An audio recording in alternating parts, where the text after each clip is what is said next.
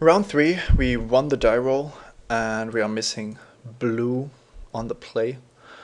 This hand looks pretty bad. We can't cast Entrancer, and this is very far off in the future, but Public Execution is also a 6-drop, so we basically only have 3 Swamps and a Ravenous Rats to work with, and I don't think that's good enough considering what our deck is capable of. So I don't like it, but I'm going to mulligan. This is, by the way, a situation where having the card draw in our deck is actually much better than not. Considering this hand, it's just unplayable, so we have to go down to 5. And of course, with a hand like this, it would be much nicer to have access to a couple of divinations or sign in bloods. Or to be on the draw would also be nice. We know that the games are going to take quite a while with how our deck is set up. But if we manage to draw a Swamp, drop the Nighthawk and then the Entrancer, we are actually off to a very good start.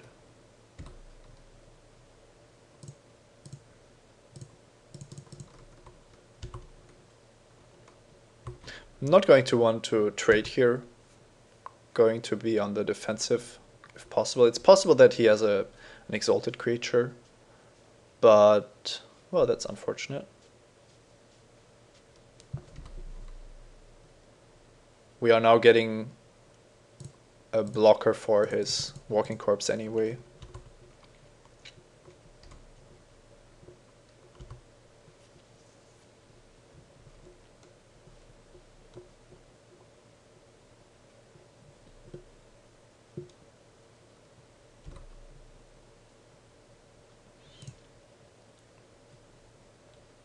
The Crusader seems like it's going to grow out of proportions very quickly, so I think even though we are missing out on a mill by the Entrancer, it seems like the right time to do so. I didn't want to risk him having 2 creatures next turn, and then I have an unhandable 4/4 on his side. So this is a 3-mana 3/3 that he can make unblockable, which is actually not that bad for me. Whoa.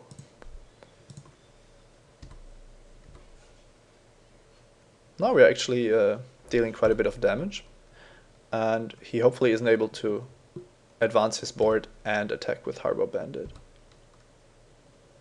So if he decides to attack with his 4/4, I'm just going to double block. The Dark Entrancer isn't that important for my strategy, so still going to mill him, I think. I could also mill myself. It's very unlikely that I win by milling, and I don't have Jace's Phantasm in my deck, but I do have Rise from the Grave and Archaeomancer, so both these cards... Well, Rise from the Grave is also a good reason to mill him, I suppose. Yeah, let's just mill him. I also get more information that way, and he gets less. So we milled an Oblivion Ring.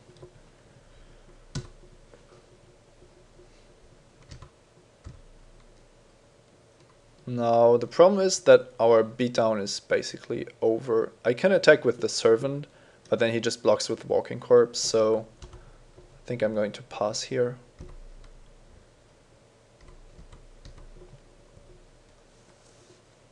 The problem being that he's stuck on 3 lands, but if he ever draws into a 4th one, then he has 6 spells to work with, and we basically have no spells at all. So... But we also don't have a way to advance the board, so... Yeah, it looks like another matchup where we might want more card draw. If he starts discarding, we might have a shot, but even then, it's very unlikely that we can overcome that many cards in his hand. It also looks like his curve is really high. If he can't play any spells, 8 spells with Esper mana, it's almost impossible.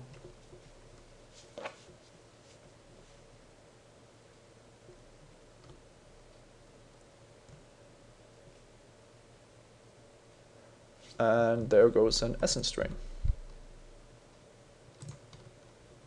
I could hold back Swarms for Mutilate, but I think it's most likely that I want to Mutilate for a large amount anyway.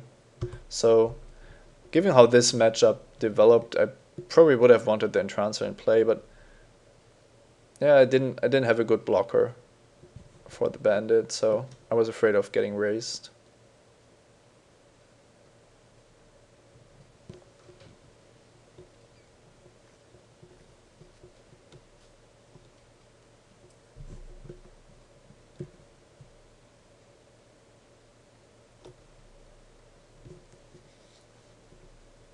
Going to take this trade here. Well, even though it's only a 2/2 and he is going to get a larger guy. Now I think I have to hope to draw another Exalted Creature.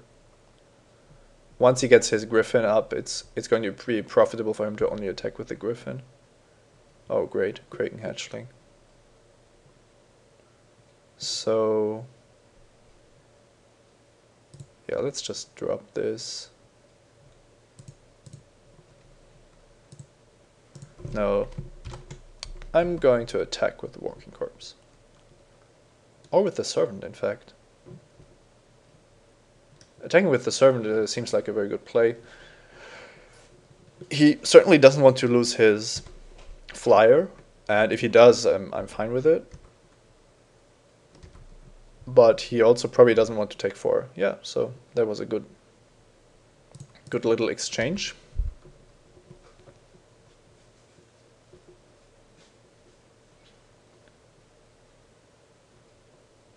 Still don't feel comfortable with how this is shaping up. We have a mulligan to 5 and playing against 6 spells. Now he should certainly be able to play almost all of his spells. Blue seems to be a splash color.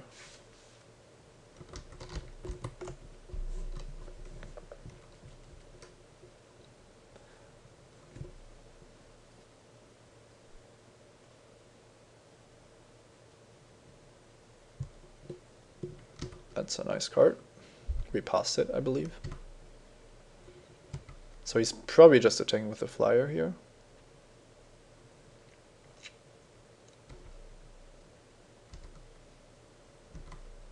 That's a nice clock. And we basically drew the do nothing portion of our deck. So I think I want to attack with the Walking Corpse. And then he probably just blocks with Guardians, which means that I can at least Crippling Blight it.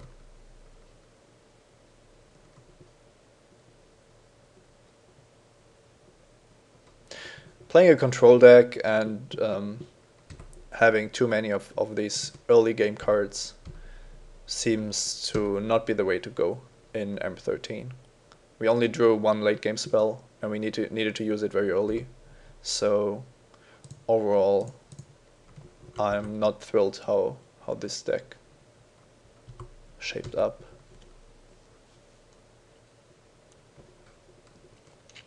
Crippling Blight has almost no targets. The creatures have too much toughness.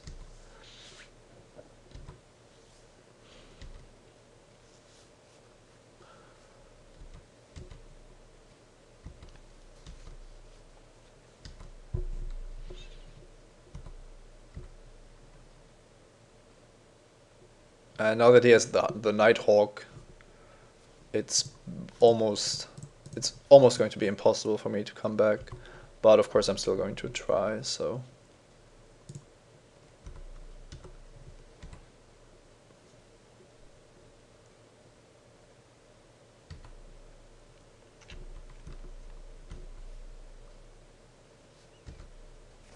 I could always draw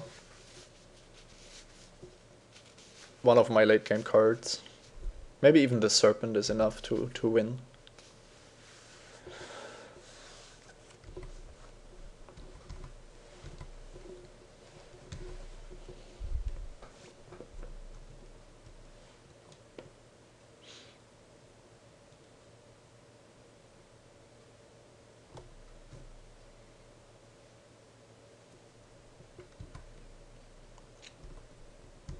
Okay, that's fine. This seems like a deck that's almost impossible to raise also. Okay.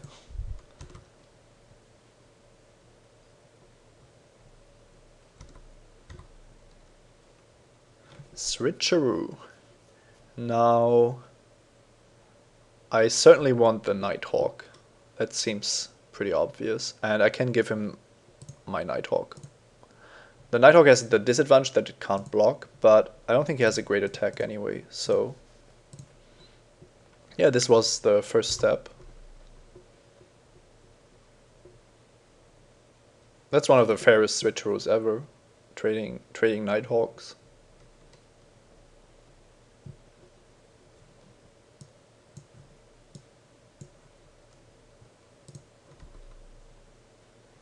And now, if he doesn't have a second exalted creature, my Kraken Hatchling stops his one attacker, and if he attacks with all of them, then I only take 2.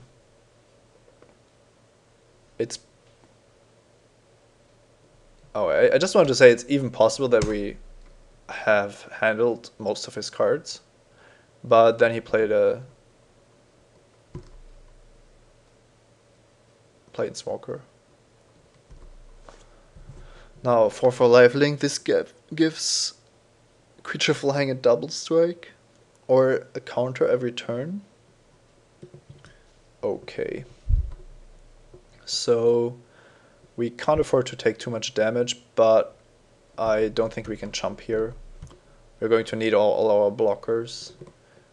The problem is if he gives one of his creatures flying and double strike, then we just lose.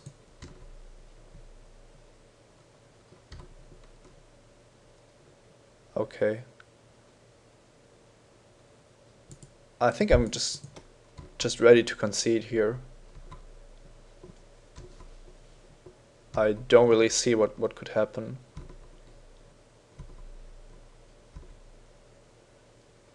Well, our only hope is that he doesn't use the -3 ability. But he's playing this very well, making our cards... Well, I was expecting him to attack with both 3/3s. That would have been better, I think. Now... I do need to use the Nighthawk at some point. I think I'm just going to use it now, and then hope to draw my way out of it, even though it's very unlikely. Rise from the Grave or a Chaomancer, maybe. Even then I'm not beating this guy, not beating the Caller. Basically dead if I don't draw anything spectacular.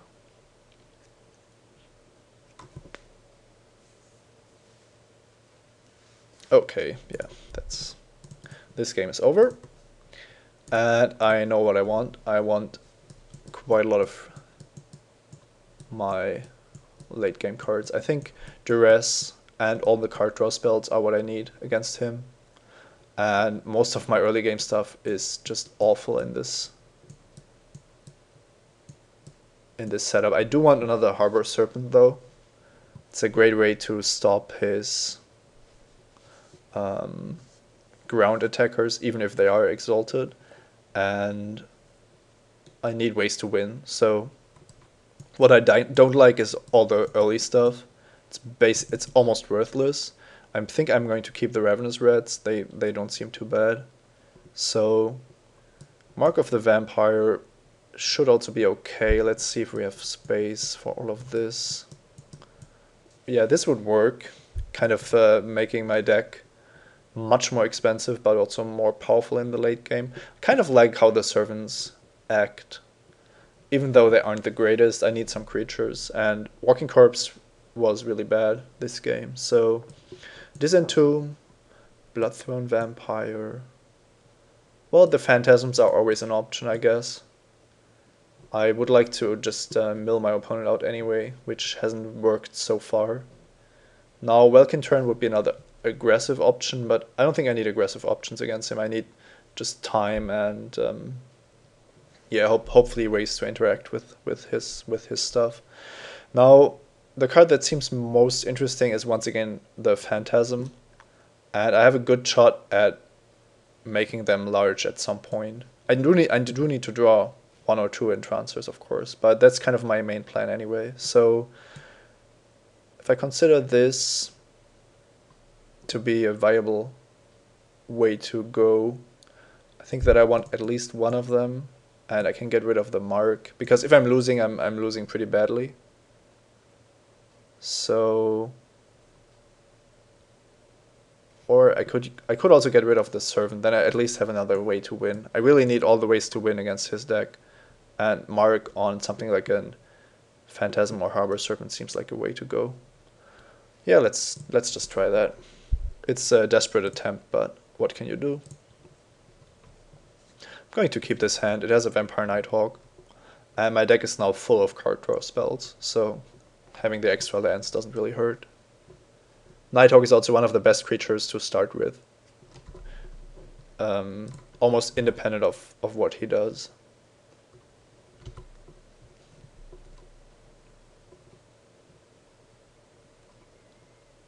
That's going to grow huge. But it's also going to cost him quite a lot of tempo if he wants to use it early on. It's in fact not a card I'm that scared of. I had the mark, I already don't like it. Putting it on Vampire Nighthawk just, well, just means I'm probably going to lose to a pacifism very, very easily, so don't think I can risk to do so. Even though I'm interested in getting something pacified with the switcheroo in my hand.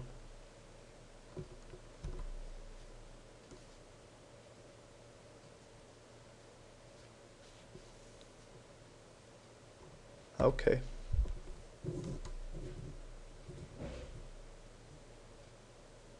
Now we could trade Nighthawks here, or I can just block the Chronomaton.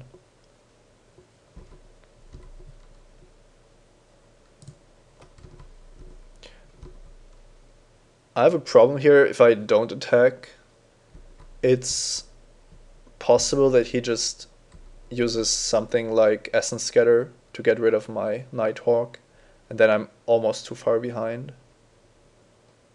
Yeah. On the other hand, it could have been a pacifism, and then it's a quite nice.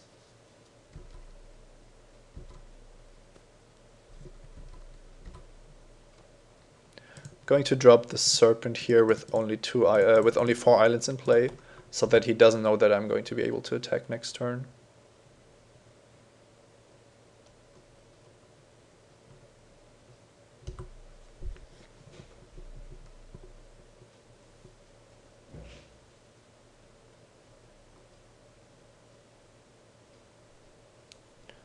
Okay, okay. I thought he was going to attack with this, which would have only made sense if he had Divine Verdict.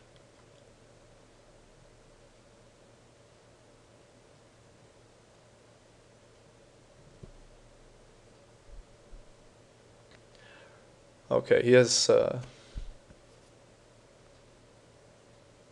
quite a lot of good stuff here. So I think he's racing me for 9 damage, but I can gain 7 of the Serpent if I go aggressive. I think that's what I have to do.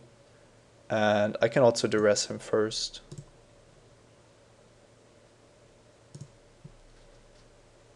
Hopefully getting a pacifism out of his hand. Wow. Well, that's pretty brutal once again. No, I can't beat this. Well, or can I? Flying and double strike, that's not even that great. But I think it's easier for me to beat the mark, especially with the switcheroo in my hand. So let's try this.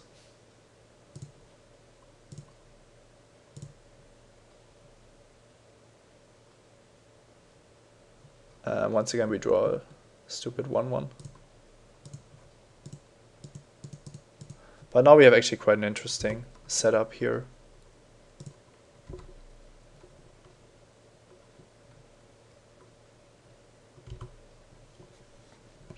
He's going to suit up something with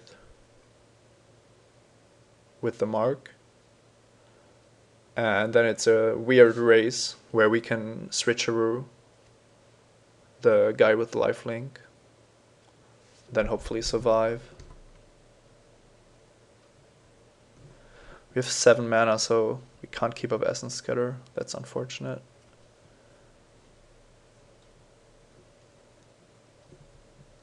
If we take control of this, we take 6, 7 damage, but we go up to 11.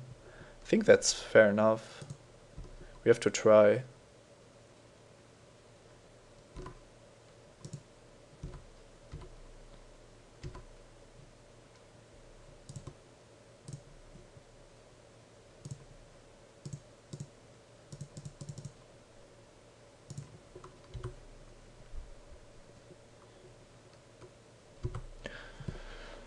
Now it's his turn to stop us. No, he didn't. Well, that was a premature scoop, I believe. This game is far from over, although we are in a pretty good position now. Okay.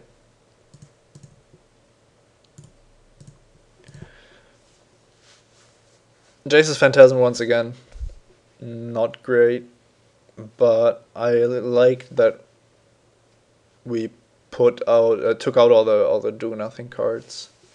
Welkin turn might actually be better than the Phantasm. Somehow this plan never seems to work. We also have some more cards here. But as we've seen, we have quite a lot of work to do. I like Welkin turn on the draw. He has quite a lot of cards we can block with it. Might be better than Jace's Phantasm after all. So I'm keeping in all the card draw. I don't think I can win without them. So might even want to cut another Servant. No, I think this is how we have to do it.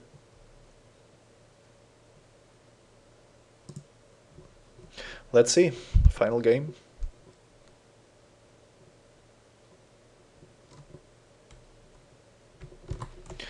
Our opponent went down to 6, and we have an interesting hand that needs an island to play its first spells. We do have the Sign-in Bloods to draw into, but then we have to discard, so even though this hand is quite nice with an island, it's not spectacular, so I think I'm going to mulligan. And this hand looks better at least. Not great, but better. So he's going down to 5 and we stay on 6. Hopefully drawing into our card draw spells, but we do need a second Swamp, so that's kind of unfortunate. And he has a huge threat right from the start.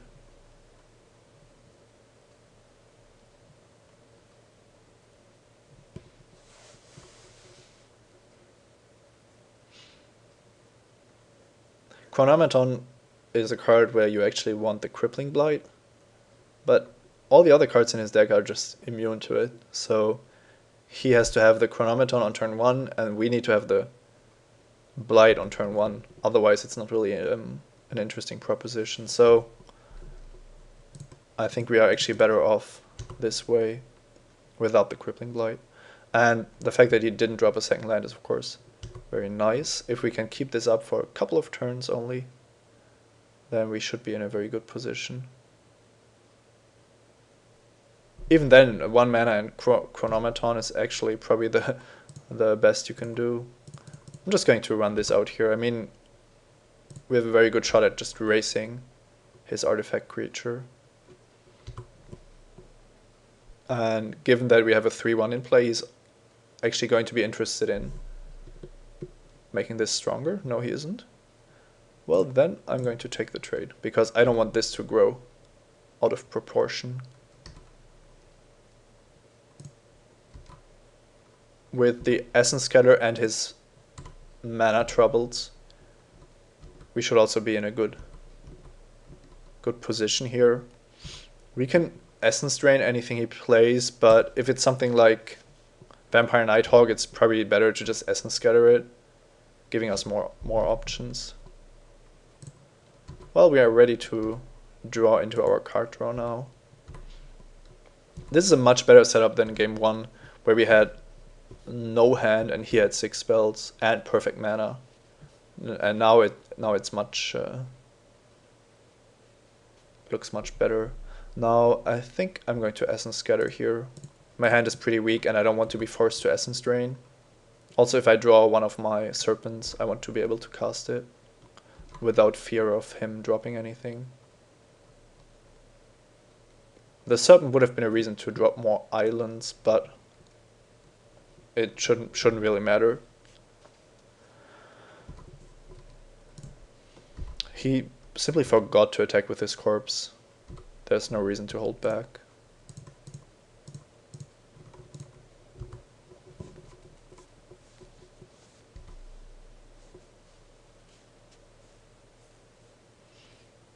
I fully expect him to have a Johnny in hand or something similar and just not be able to cast it. So here I believe we just Essence Drain to keep up the aggression. Might be a mistake, but feels like the right thing to do.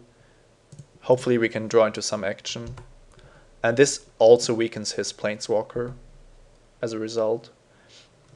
Ajani is pretty tough to Essence Drain anyway, so he found his island. And he probably has another 2 spells in hand. But if Guardians is his best bet, then that's probably pretty good. Now this could be a Crippling Blight, but why would he have a Crippling Blight and get beaten down by Welkin Turn the whole game? Yeah, that didn't make any sense. So he was just trying to get in there with some damage. Sign in Blood and Harbor Bandit.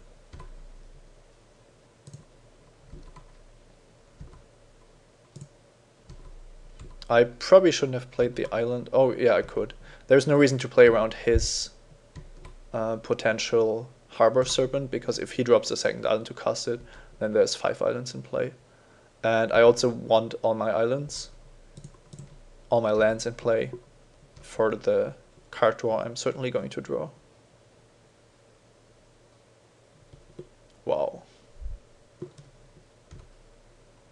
That's pretty good. There used to be a time where this was draw X cards and lose that much life, but now it's certainly better.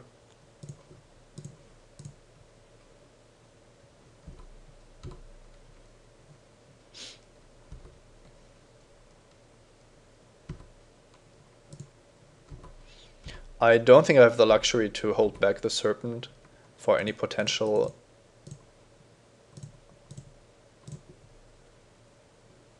pacifisms he has. I think I just have to run it out here. If he has a pacifism for the turn and then I drop the Serpent later, he still has a full grip.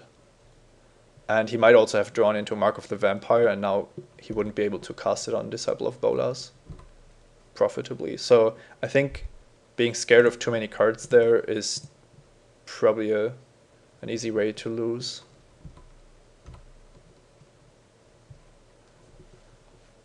Now the Exalted isn't going to help much.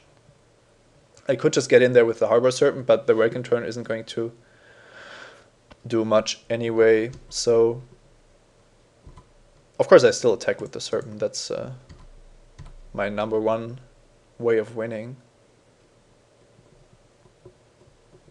Oh, that's unfortunate.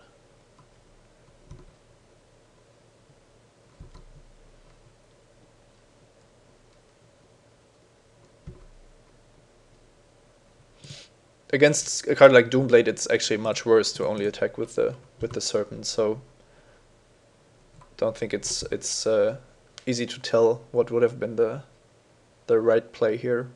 If he doesn't stop the Serpent now and doesn't have Mark of the Vampire, it should be okay. That's a good card. Going back up to 8, and he has the Lifelinker. This is an interesting race, certainly. But he doesn't want to have... Well, that's an interesting attack. He doesn't want to have the Exalted, so he's trying to race me, I think. Maybe he has a way to get this back from his graveyard. I don't know.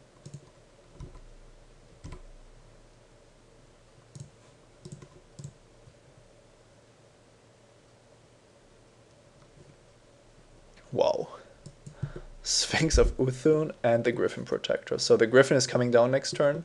The Sphinx isn't that great. He needs to draw an island, and then it helps me mill him. But I would probably lose that race pretty easily. So I can only attack for 5 here and hope for the best.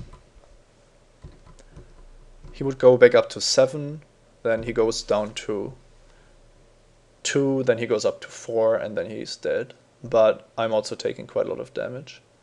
And it might be correct for him to only attack with the Sunstriker at some point. Well, especially if he draws another exalted creature.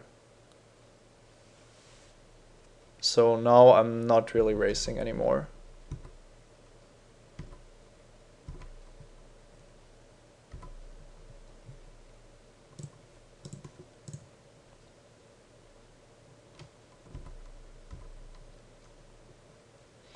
Drawing another land is not what I wanted. I can bring him down to 4, but if he has the life linker, I'm just taking too much damage. So I'm actually going to stay back with the Harbor Serpent, even though it pains me.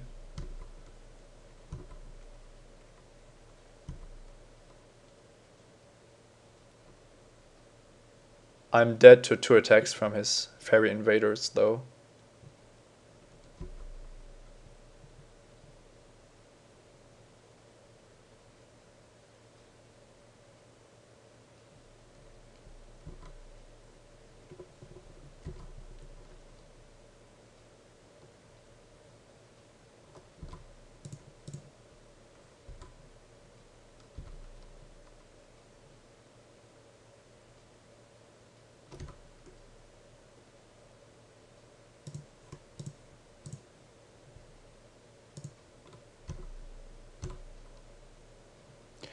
Yeah, that's not how you win games. Pretty sad, but we played 7 spells, well 8, and he just had so many more. That's really all I can say about that. Don't think we could have dealt more damage. This was just not a race we could win. And when we duressed him, he had 2 more creatures, but then drew into these 2. We were close to milling him, but not really as a realistic win condition. So yeah, that's unfortunate, but that's how it goes. Let's tap out and concede. Yeah, we boarded in 3 of our card draw spells, and we were drawing towards Mutilate as well, but somehow we just didn't see any of the cards that really mattered, even though taking out all the low impact cards. Probably we could have played this a little differently, but I think getting rid of his Chronomaton was looking like we were easily able to win. He also ambushed our Welcome turn, but I don't think we can play around all of his cards at all times. We also hadn't seen it before. So yeah, that's it. A failed experiment trying to draft control without a clear plan at how to win or how to control the board. Also Exalted giving us quite a lot of trouble, and larger creatures because we didn't have a way to get rid of them for, well, at least without paying like 5 or 6 mana. Switcheroo wasn't that great, especially in the tempo-based games. And that's all I have for today. This was Simon Götzen recording Simon Says for MTGOacademy.com. Let me know what you thought in the comments, and see you next time.